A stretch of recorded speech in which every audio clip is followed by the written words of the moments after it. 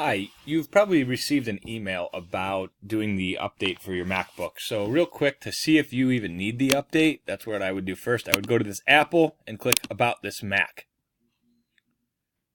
Once that pops up, you're going to see right here where it says version 10.12.6. Yours might say 10.11, and yours might also say up here Mac OS. I believe the old one was El Capitan. So if that is what it says, you would need to do the update. You can click the software update button. It's going to open up the App Store and then just click this free upgrade. That's one way to do it. But like I said, you may not need it based on what it says up here in the Apple. The other way to do it is to go through self-service, because with MacBooks, there's always more than one way to do things.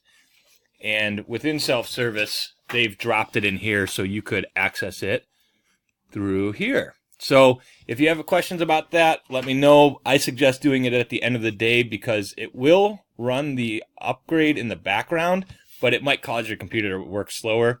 So I tend to do, when I did mine, I think I did it at like 3 o'clock or something at the end of the day.